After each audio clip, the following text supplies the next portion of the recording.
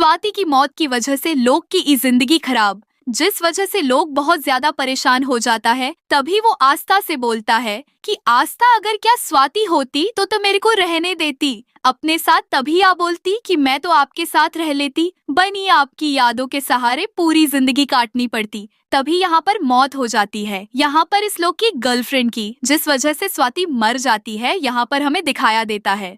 जो कालिंदी जी है वो बोलती है कि आज बढ़िया है कि वो मर गई। तभी कालिंदी जी को चुप कर देता है लोक और बोलता है कि तुम एक माँ को सा डिसीजन कैसे ले सकती हो। तभी यहाँ पर अंजलि जी बोलती है कि अब हमें घर चलना चाहिए। तभी लोग बोलता है कि तुम निकलो ना यहाँ से, तुम्हें कौन है। तभी यहाँ पर निरंजन जी बोलते कि लोक, आपको अपने मौक के साथ ऐसे बर्ताव करने की बिल्कुल भी छूट नहीं है। जिस वजह से श्लोक चुप होता है और बोलता है कि बाबा मैं इसकी अंत करके ले आऊंगा। तभी वो अंत के लिए ले जाता है, जिस वजह से लोक का गम कोई गम नहीं है। यहाँ पर इस लोक गम में बैठा होता है। तभी वहाँ पर सारे घर के पहुंच गई। अदिति अपने मकसद में कामयाब नहीं होकर पूरी जिंदगी रोककर बता देती है।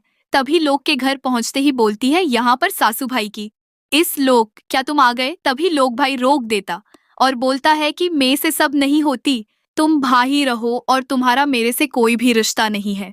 इसी वजह से तुम मेरे से दूर ही रहोगी, जो ही अच्छा होगा। तो यहाँ पर वो बोलती है कि नहीं, मेरी इसमें कोई भी गलती नहीं थी। मैंने अच्छा किया ना, क्योंकि वो इस घर की बह बनने के लायक नहीं थी। इस घर की बह बनने के लिए माँ बाप को होना जरूरी है, और वो एक लिए माँ बाप की हाथों की पली बली है। इसीलिए मैंने उसको नहीं रोका। तभी काले जी अपने पति के शब्दों को बोलकर बहुत ज्यादा सारमंदगी फील करती है और वो रोने लग जाती है, क्योंकि वो सब निरण के शब्द है। इस वजह से सारे लोग परेशान हो जाते हैं।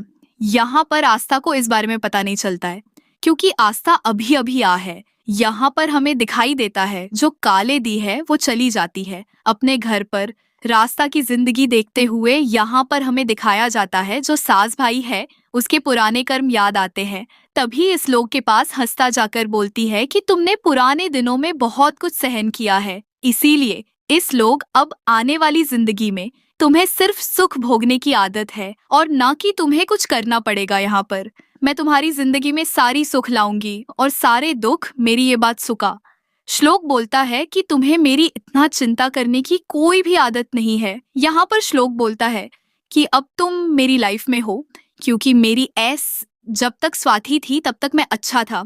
यहाँ पर साथी को मेरे से दूर करने के बाद मेरी मम ने मेरे पिताजी से ऐसा बोला, जिस वजह से मैं उसके बाद कुछ कर नहीं पाया और यहाँ से मैंने जाने का फैसला लिया। तो मुझे पता चला कि साथी ने किसी और से शादी कर ली। इसकी वजह से उसने मेरे को एक भी मौका नहीं दिया, जिस वजह से बहुत ज्यादा दिक्कत में आ जाता है लोग। तभी आस्था बोलती है, आज से तुम्हारे सारे दुख मेरे और सारे सुख तुम्हारे। इस वजह से लोग बहुत ज्यादा शर्मिंदगी फील करता है और बोलता है कि तुम मेरी पत्नी हो, तुम मेरी गुलाम नहीं।